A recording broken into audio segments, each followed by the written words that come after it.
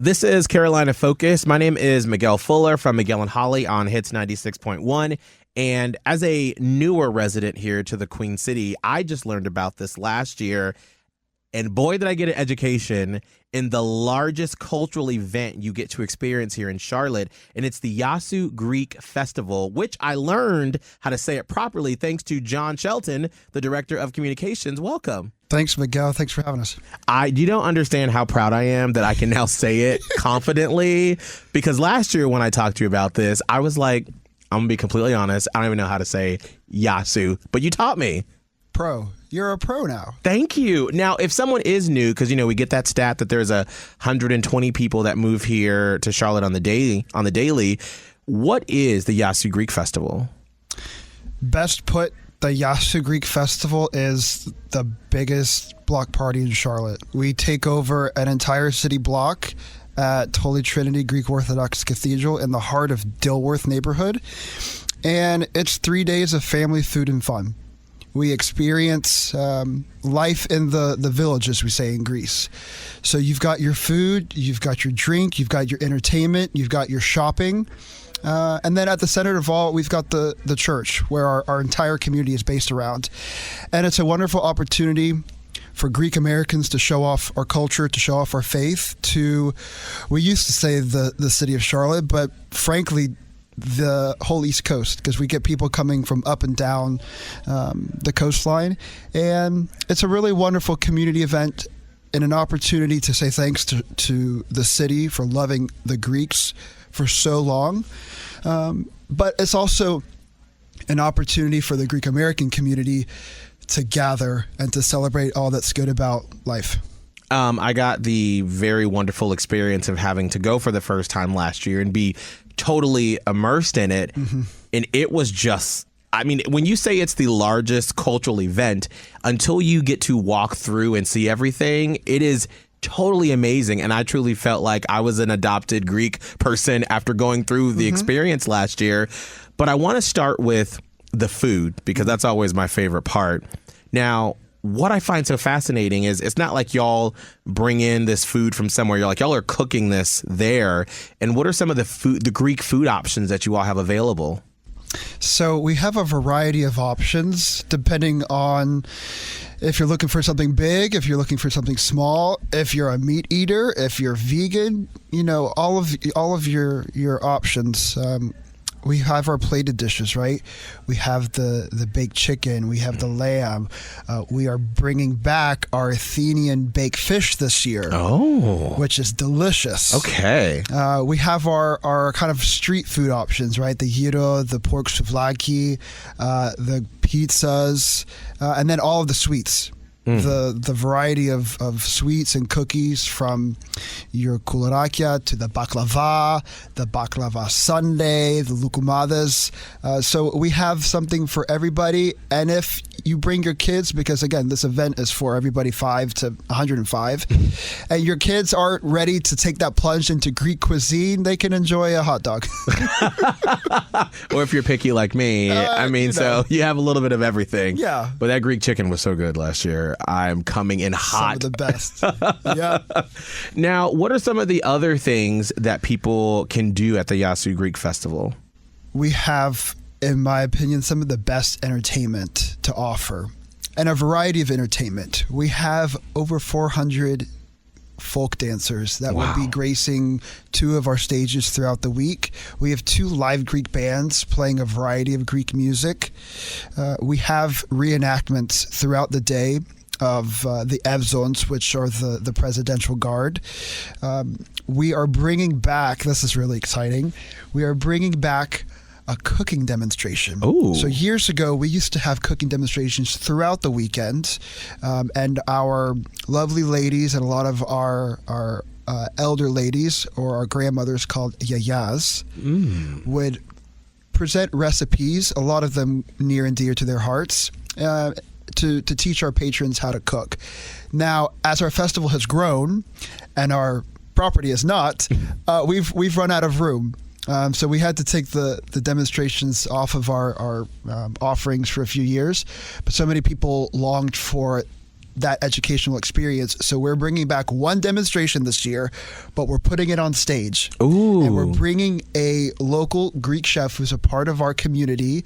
We'll do a name drop, Frank Kaltsounis from Xenia Hospitality. You might know Ilios Crafted Greek, Ilios Noche. He's coming to cook a few different recipes for us on Friday afternoon on stage. So there's a variety of ways to be entertained, and I think that's one of the things that separates this festival from a lot of different festivals is the Greeks like to have fun, and they like to teach, and they like to do that at the same time. So regardless of your taste, your age, we've got a little bit of something for everybody.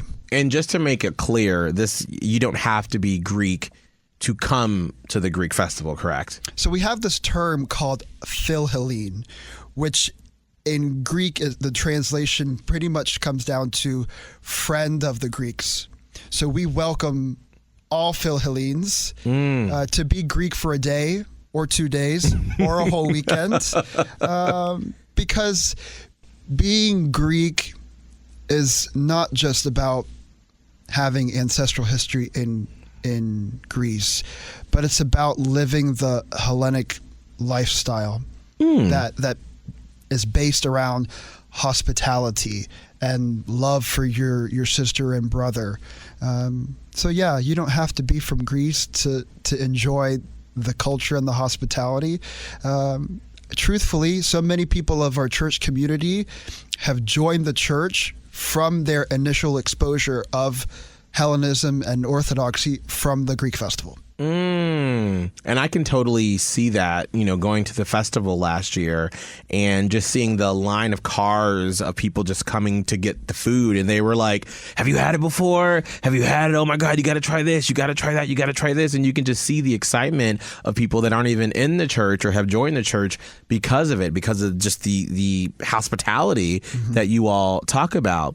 So can you talk to me, John, and we're talking to John Shelton, the Director of Communications from the Yiasou Greek Festival, from your family and your Greek traditions. What do you all have that sort of is highlighted at the festival as something that you grew up experiencing as a Greek person?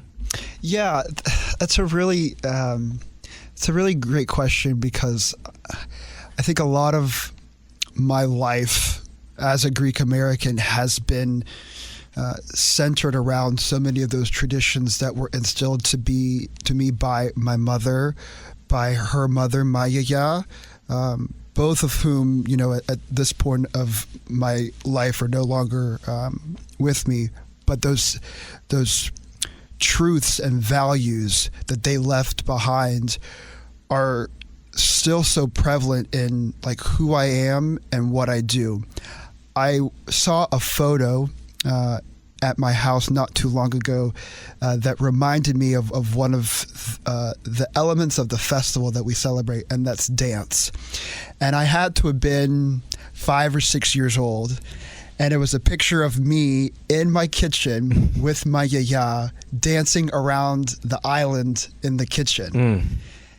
And what's so important about that photo and sentimental is the connection, in this case, of dance with our lives and dance to the culture.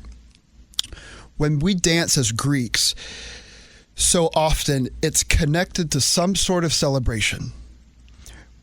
When people are getting married, we dance. When people get baptized, we dance. When it's somebody's birthday, when it's a name day, because in Greece, all of our names come from somewhere, right? They come from a saint, or they come from a relative. We dance for any and all celebration.